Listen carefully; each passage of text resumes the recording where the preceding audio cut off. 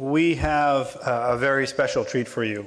We, a few years back, had a keynote speaker that almost universally people felt was most likely the best speaker we've ever had. And we thought that for our 20th anniversary, we should make sure that we had that speaker come back because of the impact she made the first time. I now am very pleased and honored to invite to the stage the host and executive producer of Democracy Now!, a show we all know as a national daily independent award-winning news program that airs on over 1,200 public television stations and radio stations worldwide. Time magazine named Democracy Now! Its pick of the podcasts, along with NBC's Meet the Press. It gives me great pleasure to ask to come to the stage our distinguished guest and keynote speaker, Ms. Amy Goodman.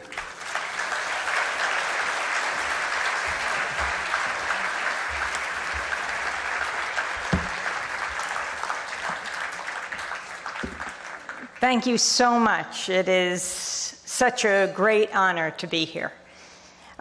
Last weekend, I was in Oslo, Norway, speaking to grassroots organizations who'd gathered for the Norwegian Social Forum. It's the 50th anniversary of Dr. Martin Luther King going to Oslo to receive the Nobel Peace Prize in 1964. And so as I prepared for last week's talk, I pulled out Dr. King's acceptance speech from 50 years ago. He said, "I accept the Nobel Prize for Peace at a moment when 22 million Negroes of the United States of America are engaged in a creative battle to end the long night of racial injustice. I accept this award on behalf of a civil rights movement which is moving with determination and a majestic scorn for risk and danger to establish a reign of freedom and a rule of justice." He said, "I'm mindful that only yesterday in Birmingham, Alabama, our children crying out for brotherhood were answered with fire hoses, snarling dogs, and even death. I'm mindful that only yesterday in Philadelphia, Mississippi, young people seeking to secure the right to vote were brutalized and murdered. And only yesterday, more than 40 houses of worship in the state of Mississippi alone were bombed or burned because they offered a sanctuary to those who would not accept segregation." Dr. King said, "I'm mindful that debilitating and grinding poverty afflicts my people and chains them to the lowest rung of the economic ladder." He said, "The tortuous road which has led from Montgomery, Alabama to Oslo bears witness to this truth." 50 years ago, also the time, as Imam Wahaj pointed out, the signing of the Civil Rights Act. 50 years later, we have made enormous progress, although we have so much further to go. As this year, we see in this election, less than a third of people came out to vote, and I think there is a direct connection between the crackdown on voting rights across this country right now. You know, in Texas, you have to present an ID. If you have a gun license, that's a proper ID, but a student ID will not do the trick. People have to pay to get their birth certificates, a kind of poll tax, Judge Ruth Bader Ginsburg said. And why do I raise this tonight? On the one hand, it's only social movements that make the difference. But on the other hand, it's movements that cannot stop. Democracy is not accomplished. It's something we have to fight for every single day.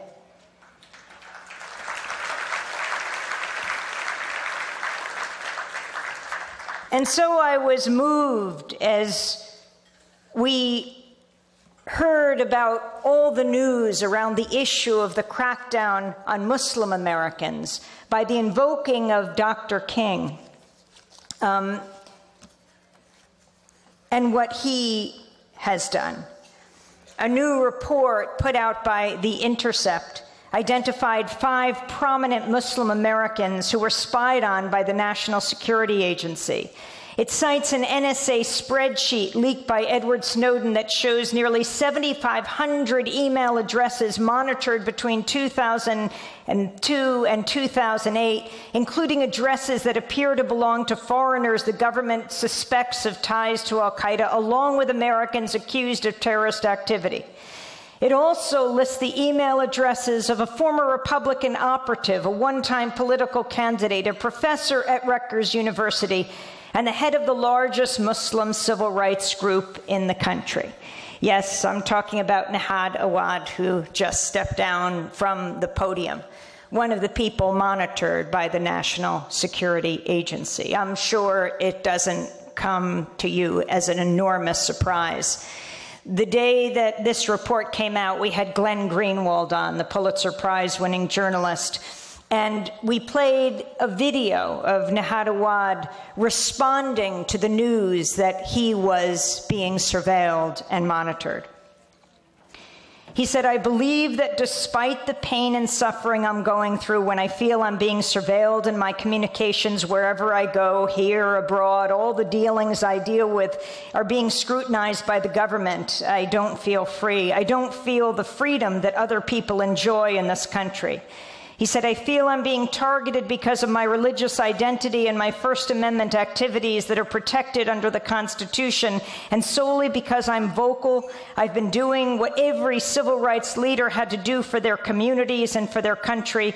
I don't compare myself to Dr. King, but he was surveilled, he was spied on. President Obama himself recognized this, and he, I paraphrase, he said, if it not had been for the work of Dr. Martin Luther King, he would not be where he is now, the president.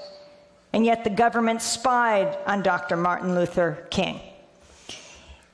It is critical that we understand the pressure human rights groups are under, that activists are under in this country, that we give voice to people who are trying to change the world to make it a better place. That is what we're committed to at Democracy Now! And I don't know how many of you watch or listen to, how many of you watch and listen to Democracy Now! Well, that's a beautiful thing. But just to give you a little history of where we come from a movement as well, a movement for independent media. I originally come from Pacifica Radio, which was founded more than 65 years ago right here in the Bay Area. A war resistor, a conscientious objector, came out of the detention camps out of World War II named Lou Hill, and he said, "We need a media outlet that's not run by corporations that profit from war, but run by journalists and artists." And so Pacifica Radio, KPFA, was born in 1949.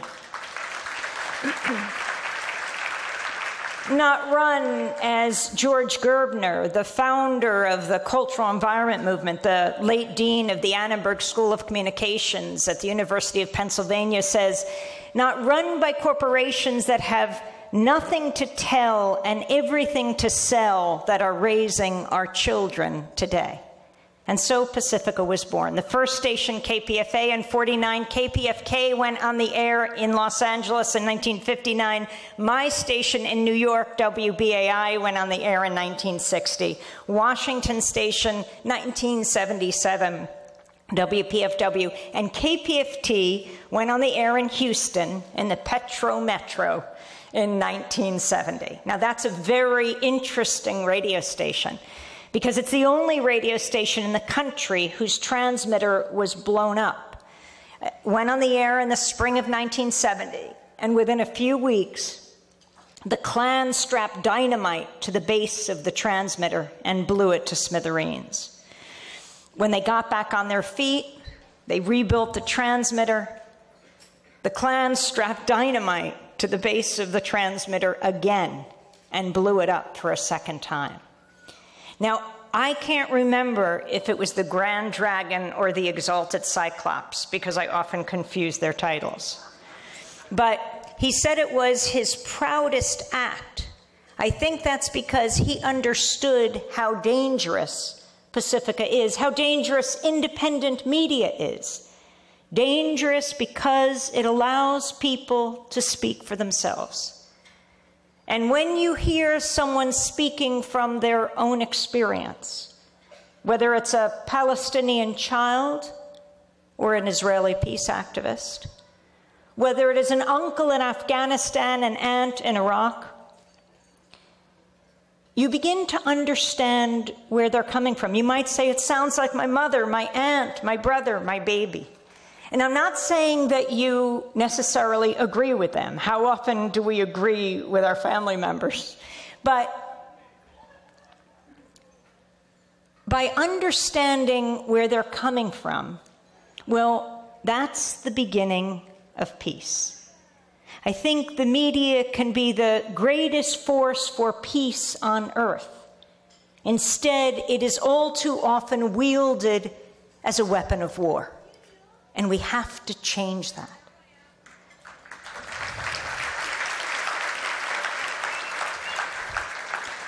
It's why it's so important what Edward Snowden has revealed. Edward Snowden, the bravery of this young man who is 29 years old, was a subcontractor for the NSA, actually had dropped out of high school, had been a guard at University of Maryland. Actually, we now know he was guarding a CIA facility, but at the time, we thought it was another building at the University of Maryland. But here he was, he hadn't even graduated from high school. And he said, I was reading, I knew I could read the email of President Obama. Was this right? He said. I mean, this is a profound point, because so often Edward Snowden is talked about as a traitor and not as a patriot. But he felt he was committing a patriotic act. He said, if I could read the email of the most powerful person on earth, the president. Now, when this came out, of course, the president denied this, and I'm afraid that it's the White House's response to whistleblowers like Edward Snowden that encourages other ones. Because Edward Snowden had to release the documents to prove his point. And then the administration had to back off. They couldn't deny the reality of these documents that showed that what he was saying was true.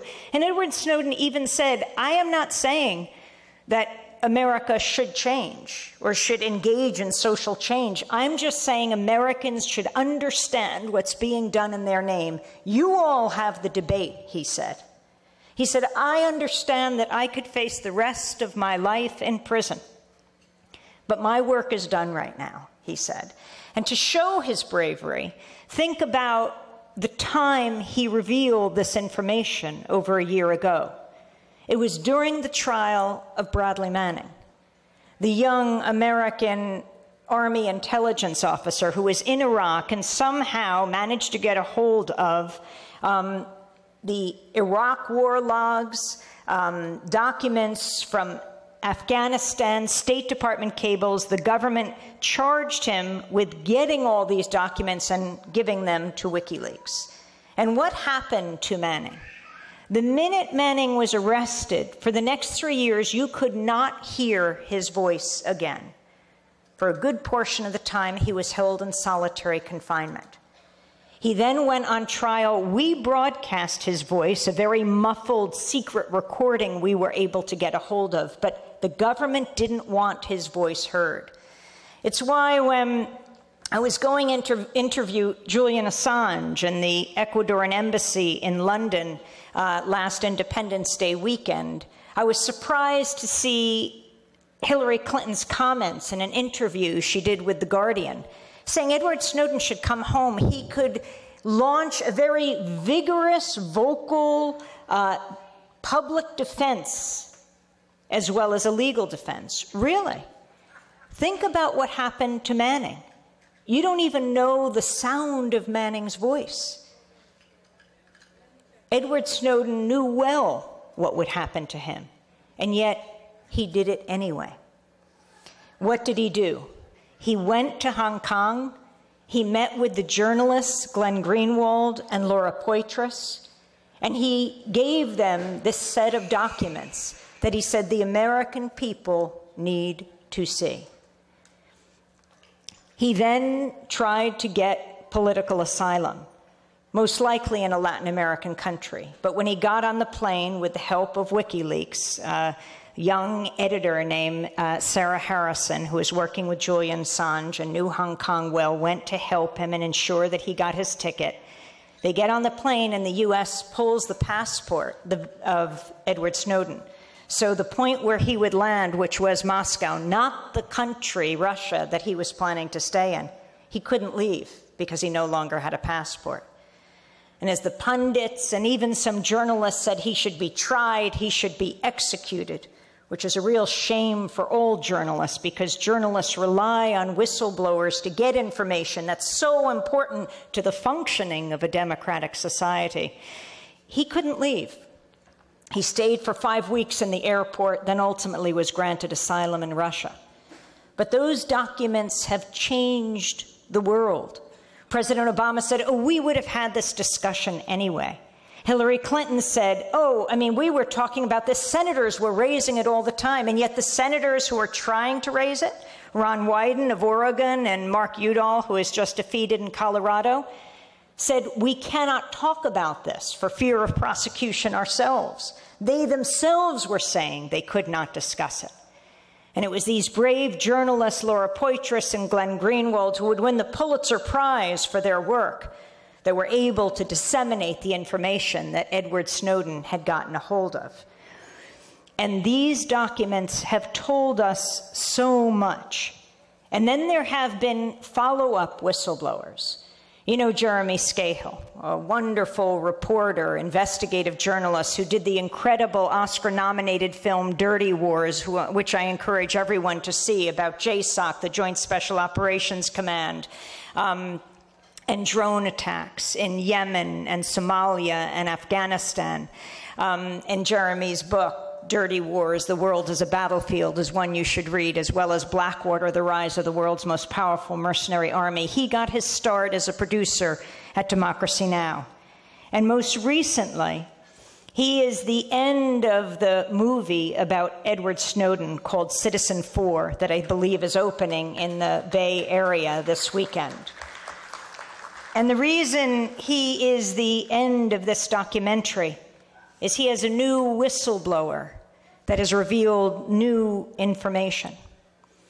Now, it has been revealed that this new whistleblower has had his home raided by the FBI. Scores of agents have gone to his home or her home. We don't know anything about this whistleblower.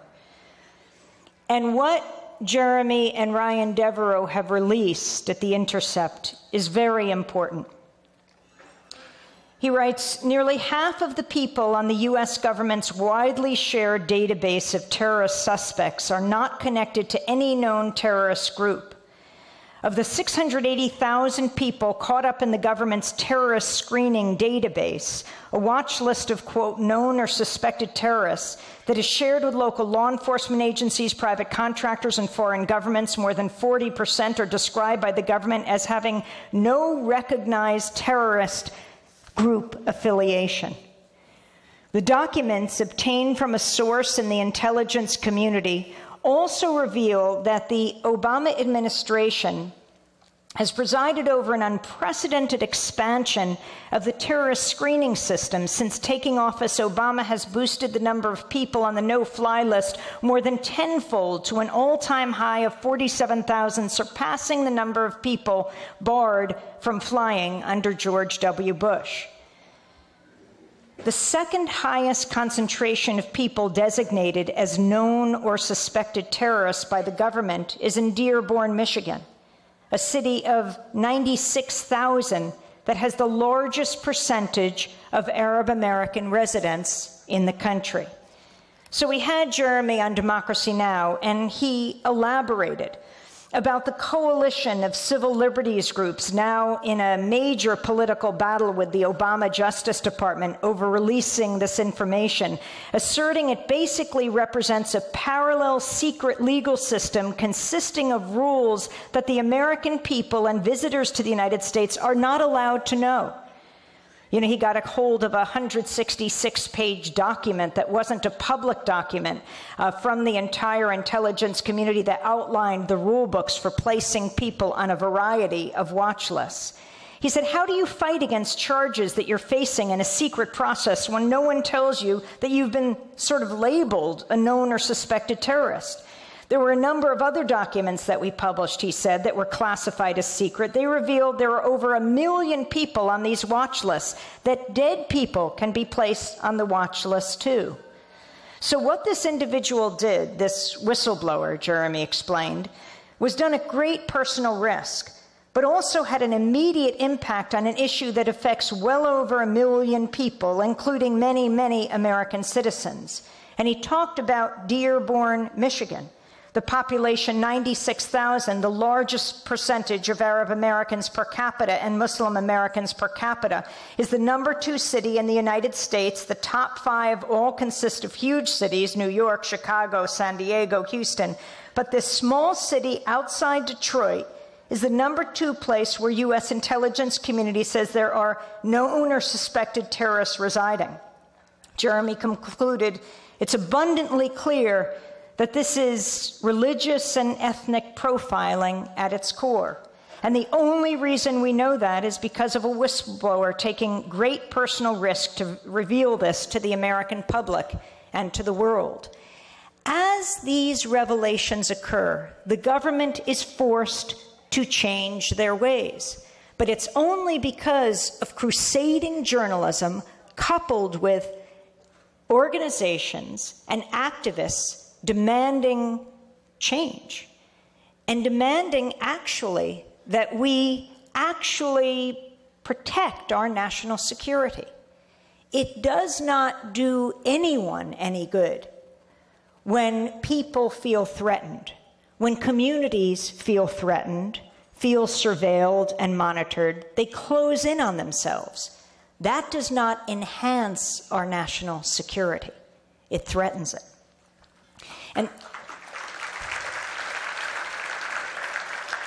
And I know you know many of these examples, but it's so important to go through them to show the pattern.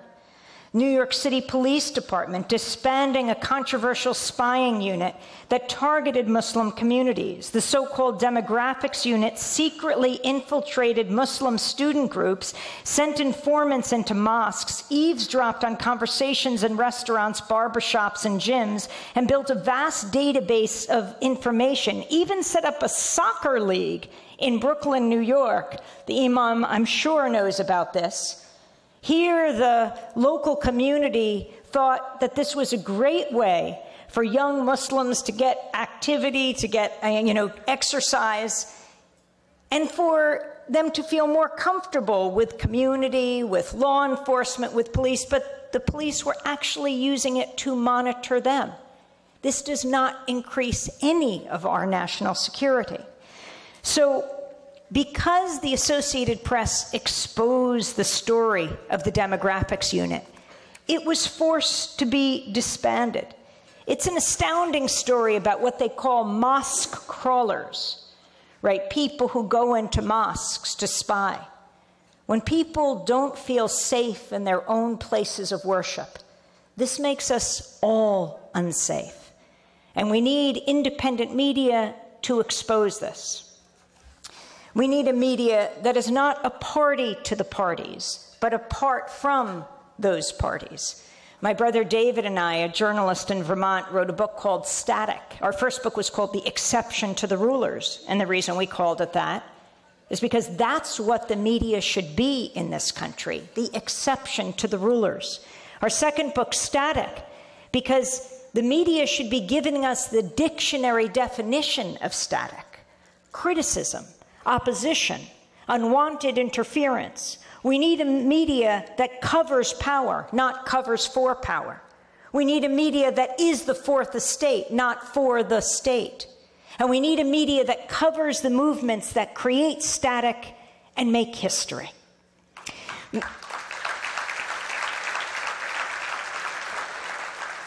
I was very moved by all in the video, the pictures of women spokespeople, and on this dais as well, how important it is to empower the women of the community. And so, as I quoted Dr. Martin Luther King, I thought I should talk about the woman who launched Dr. Martin Luther King. And it might not be who you think. How many of you, and I'm sure many of you, have heard of Rosa Parks, right? Rosa Parks, this crusading woman who December 1st, 1955, sat down on the bus in Montgomery, Alabama, and refused to get up for a white passenger. By sitting down, she stood up not only for African Americans, but for all of us, because if any of us is oppressed, we are all oppressed. 5 days later, she goes to court, and the Montgomery Improvement Association has its meeting to choose a leader for the Montgomery bus boycott that would lead to the desegregation of the transportation of Alabama. And they choose a young man, a young minister who had just moved into town, named Dr. Martin Luther King. Rosa Parks helped to launch Dr. Martin Luther King. Rosa Parks launched the modern-day civil rights movement. Now, when she died a few years ago, Democracy Now! Raced to Washington because, well, the funeral was in Detroit, but she died in Washington. Her body was put in the Capitol Rotunda, the first African-American woman to be honored there. And then her body was brought to a church in Washington, D.C. And thousands of people came out. I mean, Oprah was inside, Cicely Tyson was inside, and they set up loudspeakers so everyone outside could hear the services. And we were outside where it's often more interesting to be. And we asked a young woman, well, why are you here today? One of the thousands. And she said, oh, I emailed my professor. She was a college freshman. She said, I told him I won't be in class today. I'm going to get an education. And as we were heading down to Washington, I was watching the TV reports, and CNN said Rosa Parks was a tired seamstress. She was no troublemaker. Oh, that's where they got it wrong. Rosa Parks was a world-class troublemaker. She knew exactly what she was doing. She was the secretary of the local NAACP in Montgomery, Alabama. She worked with E.D. Nixon. He was the president of the NAACP. He came out of radical labor politics. He had worked with A. Philip Randolph, who was the greatest organizer of the 20th century, organized the 1963 March on Washington, you know, where Dr. King gave his I Have a Dream speech. In fact, it was A. Philip Randolph who Eleanor Roosevelt brought to FDR to describe the condition of working people and black people in this country. And FDR listened quietly, the president. And at the end he said, I don't disagree with anything you've said, but you have to make me do it, he said. You have to make me do it. And that is the mantra, the watchword of activists. In fact, when Senator Obama was running for president, he was in the backyard of a New Jersey home speaking to about 100 people. And the last person to raise their hand was a man who said, what are you going to do about the Middle East?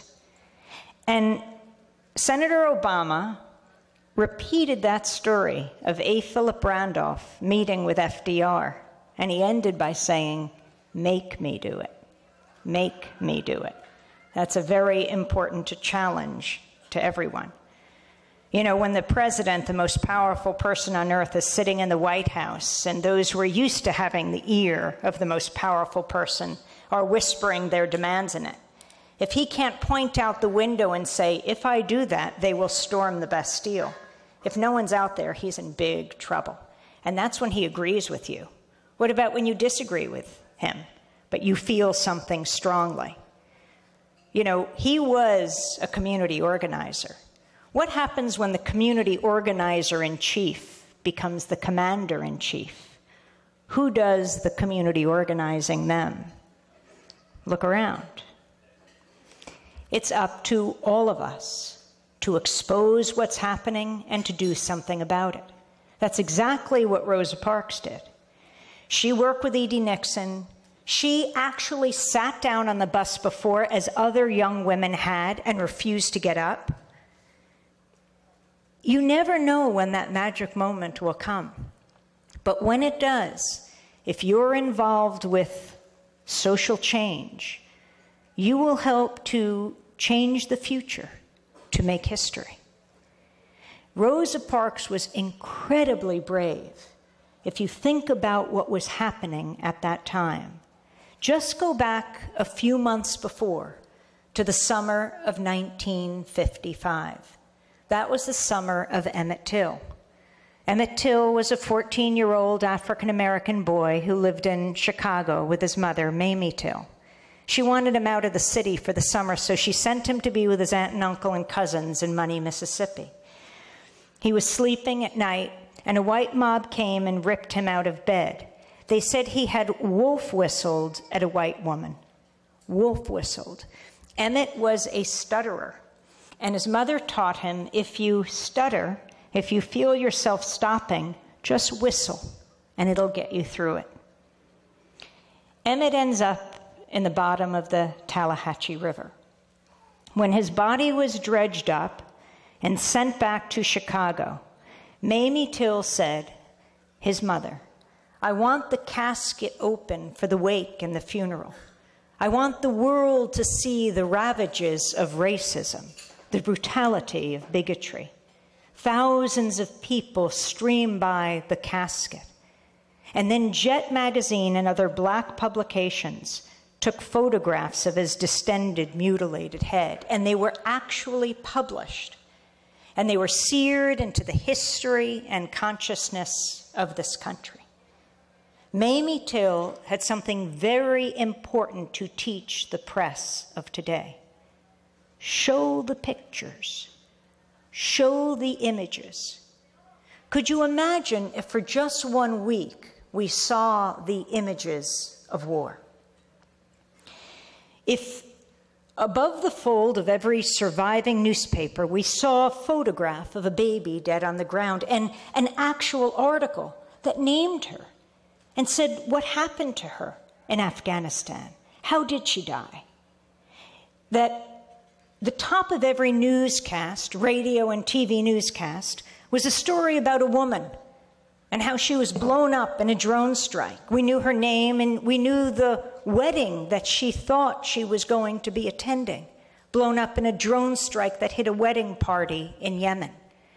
If on everyone's Facebook wall, if every email, if every tweet related to a soldier dead or dying, for just 1 week, Americans are a compassionate people. They would say, no, war is not the answer to conflict in the 20th century, 21st century.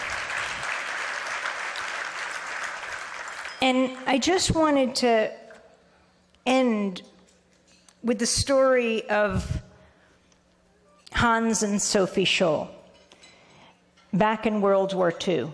When I was in Oslo last week, I went to the Holocaust Museum, the Jewish Museum. It's just a small, one-room little place. It was a synagogue that was destroyed by the Nazis when they occupied Norway.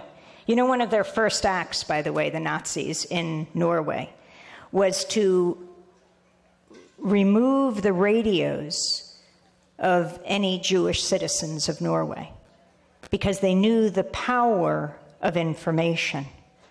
You know, Frederick Douglass, the great abolitionist, started the North Star newspaper. Ida B. Wells, the great journalist as well, muckraking journalist who fought against lynching and was born a slave, was a journalist. Why? Because these people saw the media as their form of liberation. Information is power. And that's why the Nazis went after the radios of all the Jews, that they should not find out outside information, and why information is the beginning of any form of social change, is essential to the functioning of a democratic society. And so going back to World War II, Hans and Sophie Scholl they weren't Jewish, they were German Christians. But they thought, what can we do in the face of the Nazi atrocity? So together with their professor and other students and workers, they formed the White Rose Collective. And they decided to put out pamphlets, 6 in all, so that the Germans would never be able to say we didn't know. On the 4th pamphlet was written the words, "We will not be silent." Hans and Sophie had them distributed all over Germany. I mean, they would have them dropped in the middle of a night in a marketplace or in a back alley or on the street somewhere or at a school. The Nazis caught them and their professor. They charged them, they tried them, they convicted them, and they beheaded them. But that philosophy, that mantra, should be the Hippocratic oath of us all today. We will not be silent. Democracy Now!